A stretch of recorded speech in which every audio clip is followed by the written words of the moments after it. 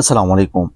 उम्मीद है आप सब खैर व खैरियत से होंगे। आज के टाइम में सऊदी के वीज़ों का क्या सूरत हाल है, एम्बेसी में कितने वीज़े लग रहे हैं, किस बेस पर लग रहे हैं, जो ड्राइविंग के वीज़े पर आ रहे हैं उनके लिए क्या करना चाहिए क्या नहीं करना चाहिए, या उनका वीज़ा प्रोटेक्टर होगा या नहीं होगा, किन बातों का ख्याल आपने रखना है, डिटेल्स में इस हवाले से बात करेंगे।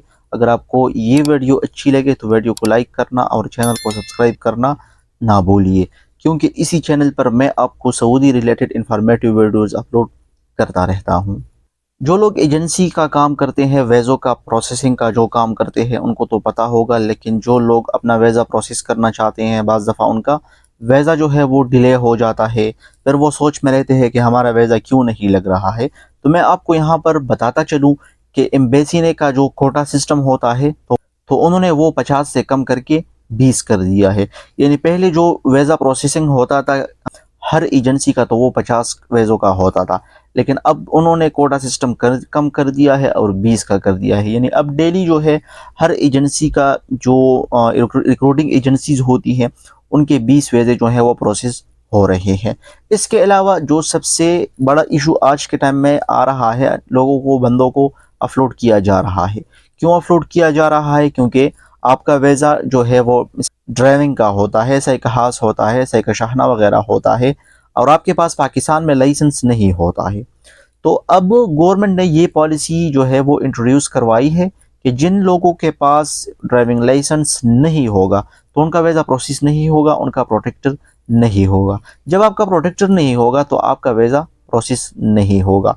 तो आपने ख्याल रखना है कि जो लोग ड्राइविंग के वीज़े पर आ रहे हैं, यानी सैकहास, सैकशाहना वगैरह जो होते हैं, जो बड़े ड्राइवर्स होते हैं, तो पहले आपने अपना ड्राइविंग लाइसेंस बनवाना है।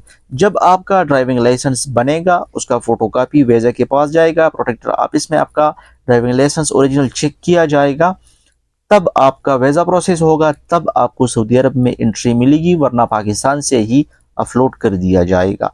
अब वो भाई जिनके वीज़े प्रोसेस हो चुके हैं पहले से, तो काइंडली आपने भी ख्याल रखना है कि अब आपने अपना ड्राइविंग लाइसेंस बनवाना है। अगर आपके पास ड्राइविंग लाइसेंस नहीं होगा तो आपको एयरपोर्ट से वापस कर दिया जाएगा, आपको अपलोड कर दिया जाएगा।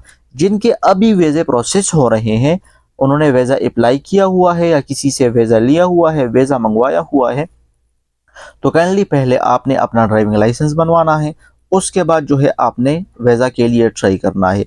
अगर आपके पास पाकिस्तानी ड्राइविंग लाइसेंस नहीं होगा तो आपको एंट्री नहीं मिलेगी। वैसे तो पाकिस्तानी ड्राइविंग लाइसेंस सऊदी अरब में एक्सेप्टेबल नहीं है, ना आपको कोई रिलीफ वगैरह इस पर मिलता है कि अगर आप सऊदी अरब में आएंगे तो आपका लाइसेंस चलेगा। गलत बात है। यहाँ पर आपको अलहदा टेस्ट देना पड़ता है, अलहदा लाइसेंस बनवाना पड़ता है। लेकिन गवर्नमेंट ने ये रूल्स रखा हुआ है कि जिनके पास ड्राइविंग लाइसेंस होगा, ड्राइविंग का वीज़ा है, तब उनका वीज़ा भी प्रोसेस होगा, उनको एंट्री भी मिलेगी। इस बिना पर बहुत ज़्यादा लोगों को अपलोड कर दिया गया है जिनके पास ड्राइविंग लाइसेंस नहीं थे। अब भी अपलोड किया जा रहा है, वीज़ा भी प्रोसेस नहीं हो रहा है। तो काइंडली अगर आप वीज़ा प्रोसेस कर रहे हैं, पहले आपने अपना ड्राइविंग लाइसेंस बनवाना है, उसके बाद वीज़ा प्रोसेस करना है। जिनके वीज़े लग चुके हैं, उनका ड्राइविंग लाइसेंस नहीं बना था, तो उन्होंने भी जल्द से जल्द अपना ड्राइविंग लाइसेंस बनवाना है, तो तब आपको एंट्री मिलेगी। होप आपको ये वीडियो अच्छी लगी होगी। अगर आपको ये वीडियो अच्छी लगी है तो अपने दोस्तों के साथ भी शेयर कीजिए।